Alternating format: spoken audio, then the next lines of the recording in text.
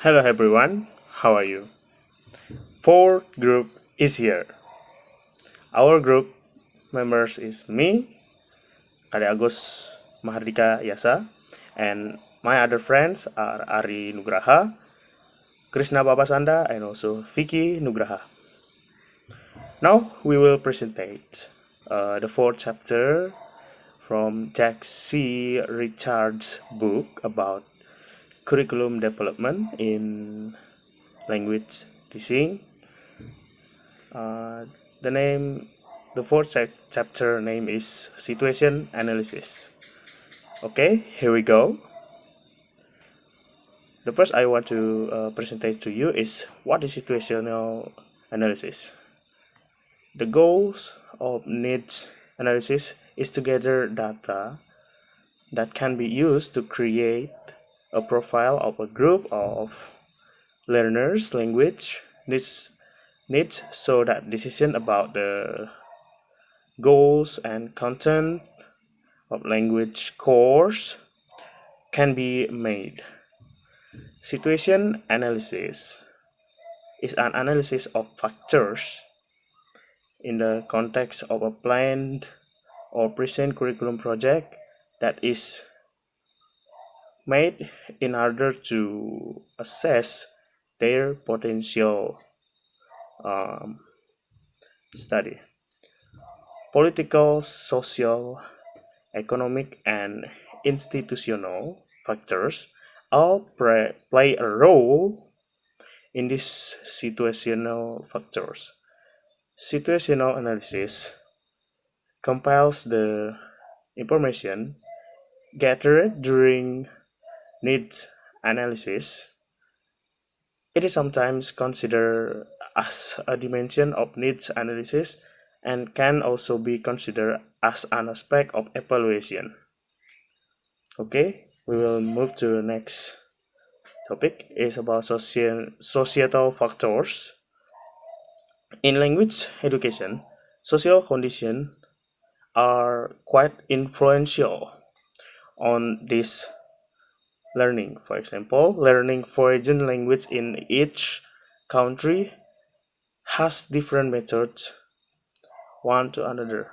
For example, in one country, the foreign language is mandatory and has been arranged in the curriculum, while in other country, the foreign language is not compulsory to learn and does not have to be in their curriculum. There's one example to illustrate the social factors in language curriculum projects. According to Jack C. Richard's book about curriculum development in language teaching, in an EFL country, a new 6 years English course is developed for secondary schools. A learning method was developed for students who are preparing to go to university or world of work, with the syllabus and curriculum has been provided and has been observed by the teacher before they use that method. However, after several years of use, the school graduates complained about this method. This method did not provide them with good language skill in the world of work. Okay, next presenter.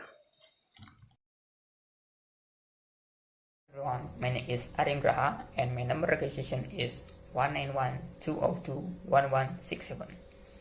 Okay, here I will continue the material, and in this video I will tell you about two submission. And number first, project vector. Projects are complete on different contents of time, resource, personnel, and each of these variables can have a significant impact. Okay, there should be sufficient members in the project team to do the job, and they should present a balance of skill and expertise. Okay, to make the project fix for a period of time, there are several project vectors need to be considered. Okay, number one, who constitutes the project group? Number 2, what are management and other responsibilities of team? And number 3, how are goals and procedures determined? And number 4, what is the theme form of the project? Like it is more or less time needed. Okay, we have to know the condition of our group, the group rules, and create a work list for all of members so that the job goes well. Okay, and second is institutional factor. Okay, when we'll talk about institutional factor, there are typical delivered in an institution such as university, school, or language institute. And in addition of institution, the physical aspect need to be considered, like what kind of resources are available for the teacher. Okay, here there are institutional factors related to the following of question. Number 1, what leadership is available within the school to support change and to help teachers cope with change? And number 2, what are the school physical resources, including classroom facility, media, and other technology resources? And number 3, what is the role of textbook and other instruction material? And number 4, what is staff morale like among English teachers?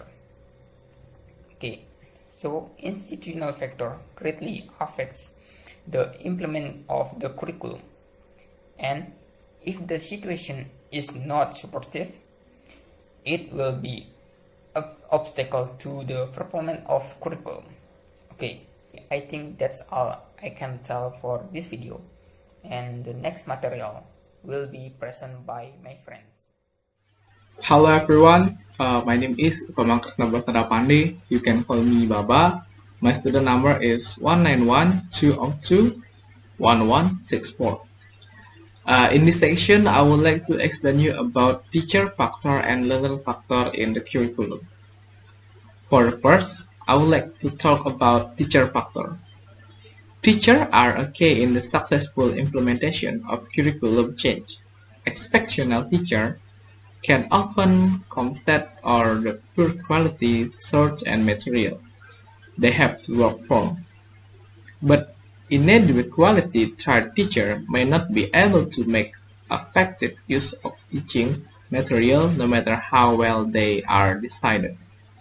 In any situation, teacher may vary according to following dimensions, such as language proficiency, teaching experience, skill and expertise, training and qualification, moral and motivation, teaching style, belief and principles.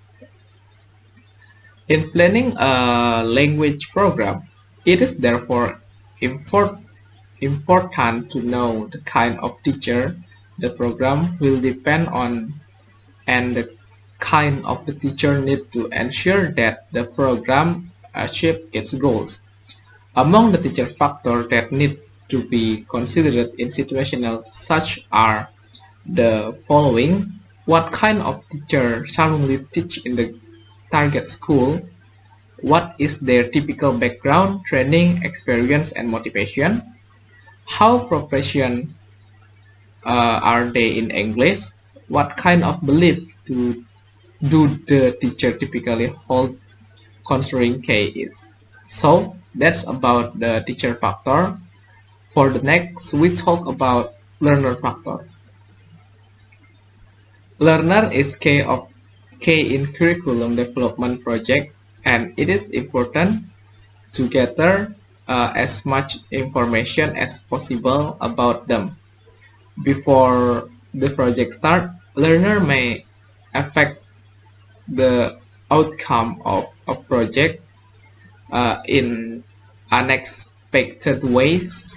Among relevant learner factors, therefore, are following, such as what are the learner past language learning experience, how motivation are the learner for the English, what are their expectations for the program, do the learner views on language teaching reflect any culturally specific factor, are they homogeneous or a heterogeneous group, what type of learning approach do they prefer, and what type of contact do they prefer. So that's all about my explanation about teacher factor and learner factor in curriculum. That's all. Thank you. So, hi, my name is WAYAN VICKI NUGRAHA. So, I am the last speaker from this group, and now I will continue the presentation. Adoption factors. Any attempt to introduce a new curriculum, syllabus, or set or material must take into account the relative easy or difficulty of introducing change to the system.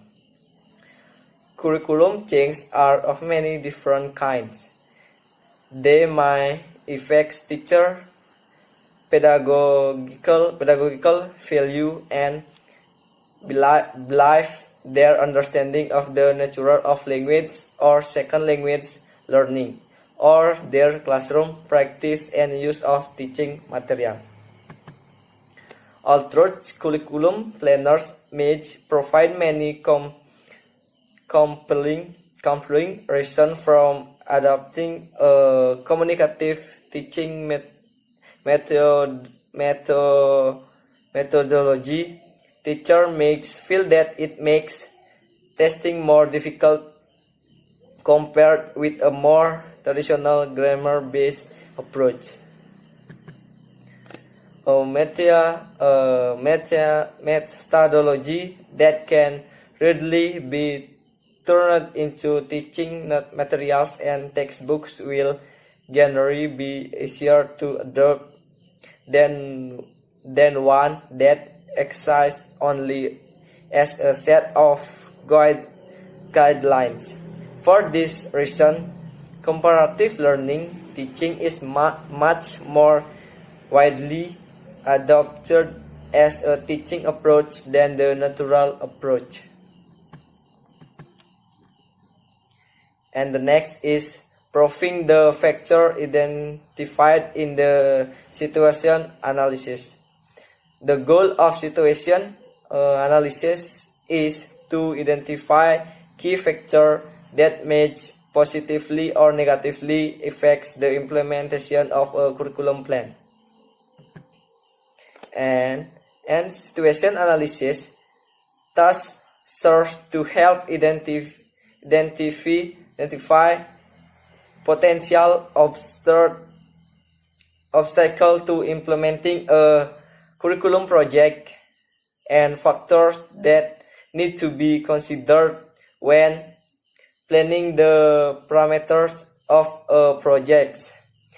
And the last is the next step in curriculum planning involves first using the information collected during needs analysis and situation analysis as the basic of developing program goals and objectives. So that's the presentation from our group, and thank you for your time, and the last, see you next time. Goodbye.